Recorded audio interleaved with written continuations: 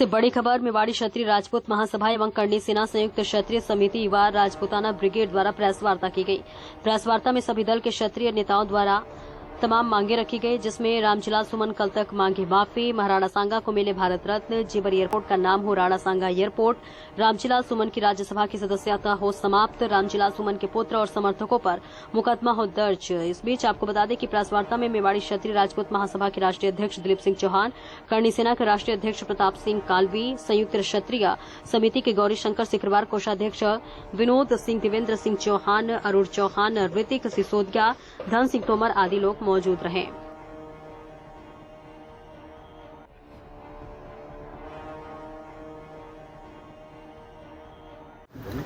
मैं प्रताप सिंह कालवी, राजस्थान जयपुर से, और राष्ट्रीय अध्यक्ष श्री राजपूत करणी सेना, और जो संस्थापक थे लोकेंद्र सिंह जी कालवी साहब, उनका बेटा हूँ।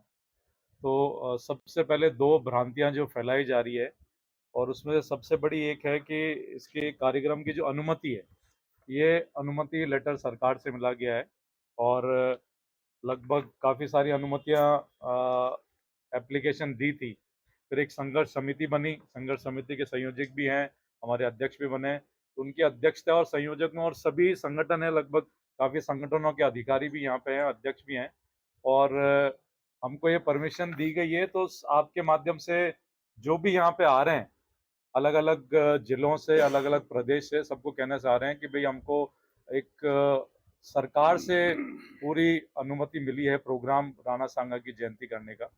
और दूसरा काम जो एक फैलाया जा रहा है कि लोकल थानाओं में, अलग अलग गांव में, घरों में, मतलब नोटिस भी दिए जा रहे हैं कि साहब अगर कार्यक्रम में आए, अगर कुछ आपत्तिजनक आप लोग करते हैं तो उस पर कार्रवाई की जाएगी। उससे सब कभी रात को 11 बजे तक लोकल विधायक और कमिश्नर साहब के साथ, उनके कमिश्नर साहब की तरफ से पैरवी भी जो लोग भी आए, डीसीपी साहब वगैरह आए, उनके साथ बैठ के चर्चा हुई कि साहब ये नोटिस बंद करें। उनके संज्ञान में भी नहीं था, और वो लोकल थाने क्या उद्देश्य से दे रहे थे ये भी अभी क्लियर नहीं है। तो ऐसा कुछ जो भ्रांतियां फैलाई जा रही है, इस कार्यक्रम को कमजोर करने के लिए कौन कर रहा है, प्रशासन के तौर से, सरकार की तरफ से, तो ये भ्रांतियां बंद हो जाए, और सर इस जयंती को, राणा सांगा की जो जयंती का है, इसके मजबूती के तौर पे और ऐतिहासिक तौर में आगरा की धरती पे हम लोग पूरे आगरा के संगठन मिलकर हम लोग मजबूती से यहाँ पे इसको बनाएंगे। भीड़ जुटेगी, कैसे नियंत्रण करेंगे? भीड़ नियंत्रण तो से बाहर होते हैं, बाकी जयंती हर साल देखो अलग अलग जगहों पे बनाई जाती है, लेकिन इस बार आक्रोश थोड़ा वैसे है कि भाई गंगा को मानते हैं और उनके जितने भी वंशज हैं उनको भी गाली दिए। मानने वाला तो हर सनातनी, चाहे कोई भी जाति, और कालवी साहब ने करनी सेना बनाई है और उसके वट वृक्ष भी हैं, तो हर प्रदेश से संगठन हम मौजूद ही है, राजस्थान, गुजरात, एमपी वगैरह, मध्य प्रदेश वगैरह सारे आ रहे हैं। साहब ने कहा कि भाई हम एक बहुत ही संयम तरीके से बनाना चाह रहे हैं, ताकि हमको जो गाली दी है, और इन्होंने आपने कहा भी है कि साहब अगर मुलायम सिंह जी को गाली दे, रामजिलाल सुमन को भी गाली कोई देता है तो उनके बेटे का भी खून खोलेगा, रामजिलाल के बाप को भी गाली देते हैं तो रामजिलाल का भी खून खोलेगा। तो जो महानायक 700 साल पहले जो भारत के, अपने देश के लिए, अखंडता के लिए बाहर के आक्रामणकर्ताओं से जो भिड़ा है और गलत इतिहास के पन्ने पलटने की जो कोशिश कर रहे हैं रामजिलाल सुमन, ये ना तो इतिहासकार हैं, ना इनको ज्ञान है। और बाबर ने खुद अपने जीवनी में लिखा है, तो कल तो मेरी भी जीवनी मैं अगर लिखूं और कह दूं मोदी जी मिलने आए थे, मेरे को पाकिस्तान का कुछ हिस्सा दे रहे थे, ये तो कोई मेरी मन गढ़ंत की, मेरी अगर जीवनी की कहानी है, उसमें साक्ष्य भी होने चाहिए, तर्क भी होने चाहिए, उसमें सबूत भी होने चाहिए। तो ये सबूत भारत के दूसरे जितने भी इतिहासकार हैं कहीं नहीं मिलते। और जब लोधी को हरा चुके हैं राणा सांगा 2 बार, तो ये कहीं भी नहीं हो सकता कि बाबर को बाहर से बुलाएंगे। बाबर को बाहर लोधी के ही जो उनके गवर्नर थे पंजाब के, उन्होंने, और उनके चाचा थे, उन्होंने, 2 जनों ने मिलकर बाबर को यहाँ बुलाया, वो भी बाबरनामा में लिखा हुआ भी है, और दूसरे इतिहासकार भी बताते हैं। तो इतिहास पूरा तोड़ मोड़ के ये गढ़ा जा रहा है, और ना हमारी एक इसमें वो और है कि ना तो हमारी दलितों से लड़ाई है, ना समाजवादी पार्टी से हमारी लड़ाई है, हमारी लड़ाई है रामजिलाल सुमन के विचार से। और ये चंद्रशेखर जी के भी शिष्य रहे हुए हैं, और मेरे दादा साहब उस टाइम वो भी ऊर्जा मंत्री थे, तो ये क्षत्रिय के ही शिष्य रहे हुए हैं। ये नहीं, मुलायम सिंह जी यादव भी, उनमें का भी योगदान चंद्रशेखर जी का है, उनकी सरकार बनाने का 2 बार, और राजपूतों का योगदान, क्षत्रियों का योगदान मुलायम सिंह की सरकार लाने में भी है और रामजी लाल सुमन को जिताने में भी है। तो ये जाति का जो जहर घोल रहे हैं, इसका खंडन आपके बहन मायावती जी ने भी किया है और दूसरे दलित समुदायों ने भी किया है कि ये जातिवाद लड़ाई का एक काम कर रहे हैं और रामजी लाल सुमन खतरा है और इस संगठन से खतरा है, इस प्रोग्राम से खतरा है। अगर इनको कुछ होता है तो उसकी जिम्मेवारी योगी सरकार की, वर्तमान भाजपा सरकार की। अखिलेश यादव तो उनके साथ खड़े हुए हैं, हाँ। रामजी लाल सुमन के साथ। तो देखो जो गलत के साथ ये अगर उसका गलती वर्तमान सरकार पे थोपना चाह रहे हैं तो मैं तो कह रहा हूँ ये तो हमसे ज्यादा डर नहीं है रामजी लाल को। अगर कुछ होता है हमसे ज्यादा डर तो उनको सपा से डरना चाहिए, क्योंकि सपा का खुद का इतिहास रहा हुआ है कि उनके साथ उनके पार्टी वाले धोखा बिल्कुल कर देते हैं। सपा वाले अपने सपा वाले उम्मीदवारों के साथ, एमपी एमएलए के साथ उनका इतिहास उठा के देख लिए, मुलायम सिंह जी से लेके इनको रामजी लाल सुमन को हमसे ज्यादा उनको सपा से खतरा है। ना तो बीजेपी से खतरा, ना करनी सेना से खतरा। हम तो कह रहे हैं हम तो कोई बंद कमरे। धौलपुर शहर में गुरुवार को भगवान महावीर जयंती के मौके पर भव्य शोभा यात्रा निकाली गई। ये यात्रा शहर के प्रमुख जैन मंदिर से शुरू हुई। जैन समाज की ओर से आयोजित इस शोभा यात्रा में बड़ी संख्या में श्रद्धालुओं ने भाग लिया। यात्रा विभिन्न मार्गों से होते हुए वापस मंदिर पर लौटी। शोभा यात्रा में भगवान महावीर की झांकी को पुष्पों और रंग बिरंगी सजावट से सजाया गया था। श्रद्धालु भजन गाते हुए अहिंसा और सत्य के मार्ग पर चलने का संदेश दे रहे थे। बच्चों और युवाओं के विशेष उत्साह दिखाई दिया। डांडिया और ढोल नगाड़ों की धुन पर श्रद्धालु नृत्य कर रहे थे। पारंपरिक वेशभूषा में सजे लोगों ने शोभा यात्रा की शोभा बढ़ाई। नगरवासियों ने जगह जगह पर स्वागत द्वार बनाए। इन व्यवस्थाओं की बदौलत कार्यक्रम शांतिपूर्ण और सफलतापूर्वक संपन्न हुआ।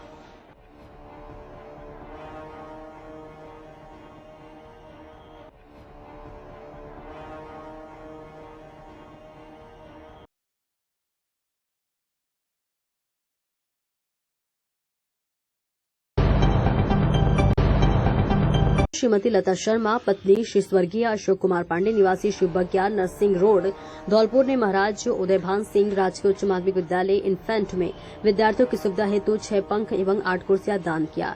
माननीय संस्था प्रधान श्री राघवेंद्र शर्मा एवं नौ पदोन्नति प्रधाचार्य श्रीमती राजकुमारी गुप्ता ने भामाशाह परिवार श्रीमती लता शर्मा, पत्नी स्वर्गीय श्री अशोक कुमार पांडे को धन्यवाद किया। भीषण गर्मी को देखते हुए नवीन पंखों को स्वयं मिस्त्री बुलवाकर कक्ष में लगवाया एवं तुरंत प्रभाव से होना चालू करवाया। इस मौके पर आदरणीय श्री दामोदर लाल बीड़ा उपस्थित रहे। उन्होंने भामाशाह परिवार का धन्यवाद जवाब में दिया। भामाशाह श्रीमती लता शर्मा ने भविष्य में छात्रों की भौतिक सुविधाओं को दूर करने का आश्वासन दिया एवं छात्रों के उज्जवल भविष्य की कामना की। धौलपुर में जिला collector Shrinidhi BT, SDM doctor Sadhana Sharma और एसपी सुमित मेहरड़ा अच्छा कार्य कर रहे हैं, लेकिन भ्रष्टाचार के मामले में धौलपुर जिले में हालात पूरे कुएं में भाग घुलने जैसे हैं। ऐसा ही एक मामला गुरुवार को प्रकाश में आया, जिसे पूरे सिस्टम पर सवाल खड़े कर दिए हैं। हुआ यूं कि धौलपुर एसडीएम डॉक्टर साधना शर्मा गुरुवार को सुबह सिविल डिफेंस की टीम को साथ लेकर अवैध मिट्टी खनन और अवैध रेता परिवहन के खिलाफ कार्रवाई करने निकली। एसडीएम ने सुबह से लेकर दोपहर तक धौलपुर शहर की आशियाना कॉलोनी और मचकुंड रोड स्थित सरकारी आईटीआई के पीछे कार्रवाई की। इस दौरान उन्होंने पुलिस टीम भी मौके पर बुला ली। एसडीएम डॉक्टर साधना शर्मा ने आशियाना कॉलोनी में वन विभाग की भूमि से मिट्टी का अवैध खनन करते हुए एक जेसीबी और एक डंपर को पकड़ा।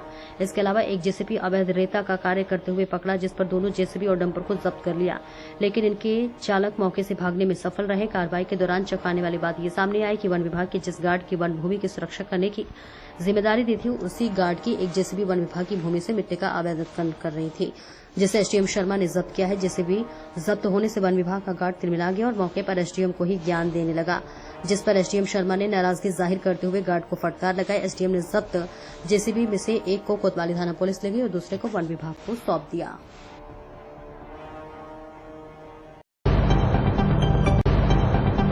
आगरा से बड़ी खबर। आगरा की जामा मस्जिद पर जुमे की नमाज के बाद हुआ हंगामा। नमाजियों ने नमाज पढ़ने के बाद मस्जिद से निकलकर किया जोरदार हंगामा। आरोपी को फांसी की मांग को लेकर करने लगी नारेबाजी। पुलिस ने हल्का बल प्रयोग कर हंगामा करने वालों को खदेड़ा। एहतियातन तौर पर भारी पुलिस बल ने सदर भट्टी मंटोला में किया पैदल मार्च।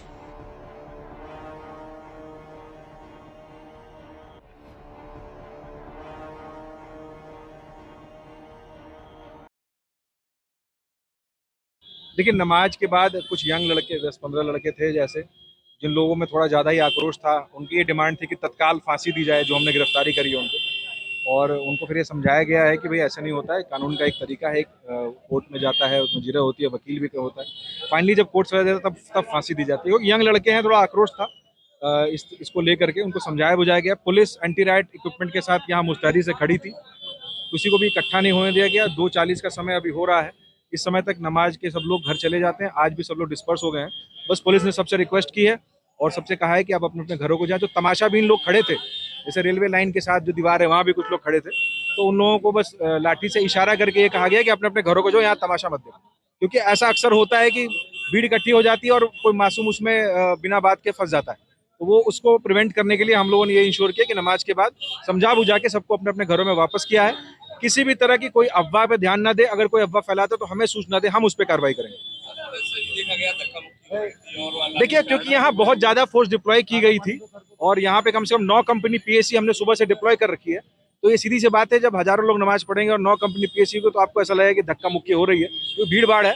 और ऐसा कुछ भी कहीं फोर्स का उपयोग इसमें नहीं हुआ है। बस लोगों को समझा बुझा के नमाज के बाद घर वापस भेजा गया है, ताकि किसी तरह के कोई उत्तेजना में आके कोई लॉ एंड ऑर्डर को अपने हाथ में डाले।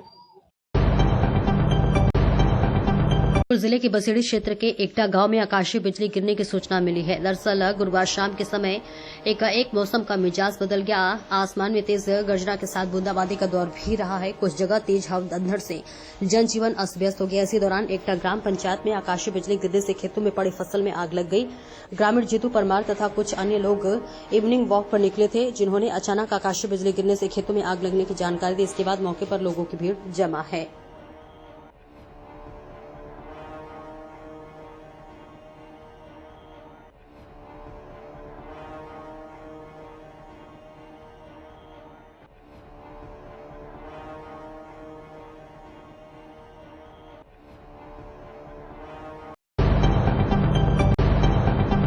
बड़ी खबर धौलपुर से।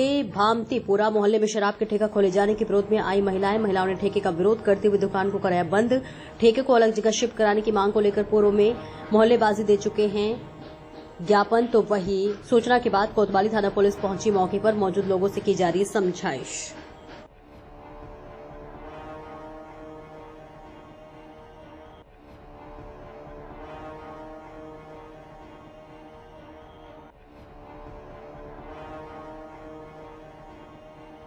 ये भामतीपुरा के अंदर जो लीगल दुकान है, और पहले भी यहाँ के जो बाशिंदे हैं उन्होंने डीओ कार्यालय के अंदर आकर के रिपोर्ट दिया था। अन्य जगह पर लग रही थी, तो वहाँ के लिए इन्होंने ऑब्जेक्शन किया था। उसके बाद जो इनकी शिकायत थी उसको मद्देनजर रखते हुए इसका लोकेशन दूसरी जगह दिया गया। अभी आज मुझे सूचना मिली है कि फिर यहाँ पे नया लोकेशन जारी करने के बाद में भी यहाँ पे भी ये दुकान को बंद करवा दिए हैं और अभी इनसे समझाइश कर रहे हैं, पूछताछ कर रहे हैं। इनकी कोई शिकायत होगी तो वो शिकायत की जाएगी और कमेटी बैठेगी उसके। राजकीय महाविद्यालय में 3 दिवसीय रोवर्स रेंजर प्रशिक्षण शिविर का हुआ समापन। बताते चले 7 अप्रैल को रोवर्स रेंजर्स के 3 दिवसीय प्रशिक्षण शिविर का शुभारंभ जिला संगठन कमिश्नर स्काउट मोहित कुमार एवं ट्रेनिंग काउंसलर प्रिंस शर्मा की उपस्थिति में रेंजर्स प्रभारी डॉक्टर शिप्रा एवं रोवर्स प्रभारी डॉक्टर अवधेश कुमार ने स्काउट गाइड की ध्वज को फहराकर किया था। प्रशिक्षण शिविर में महाविद्यालय के रोवर्स एवं रेंजर्स को स्काउट इतिहास, झंडा गीत, नियम, प्रतिज्ञा, ताली बजाना, बाया हाथ मिलाना, गांठ बंधन ध्वजा, शिष्टाचार टोली निर्माण, सिटी के संकेत, प्राथमिक सहायता तंबू बनाना, मंकी ब्रिज आदि का निर्माण कराना सिखाया गया। बुधवार को 3 दिवसीय प्रशिक्षण शिविर का समापन समारोह बड़े हर्षोल्लास के साथ संपन्न किया गया। तो वही इस शुभारंभ कार्यक्रम के संरक्षक प्राचार्य प्रोफेसर यज्ञदेव शर्मा तथा रेंजर्स प्रभारी डॉक्टर शिप्रा एवं रोवर्स प्रभारी डॉक्टर अवधेश कुमार की उपस्थिति में किया गया। महाविद्यालय के रोवर्स एवं रेंजर्स ने 4 टोलियों में विभाजित होकर तंबू निर्माण कार्य, नदी नालों को पार करने के लिए मंकी बस समिति साधनों से झूला निर्माण, शारीरिक प्रदर्शन, कमल निर्माण तथा विभिन्न सांस्कृतिक कार्यक्रमों का आयोजन किया गया। कार्यक्रम प्राचार्य प्रोफेसर यज्ञदेव शर्मा मार्गदर्शन में संचालित हुआ। रोबोट प्रभारी डॉक्टर अवधेश और रेंजर्स प्रभारी डॉक्टर शिप्रा ने कार्यक्रम की व्यवस्था देखी। इस मौके पर doctor Vijay Kumar, doctor Vimal Kumar, doctor Hemant Kumar, Atul Kumar, Akhilesh Yadav, राजकुमार आदि मौजूद रहे।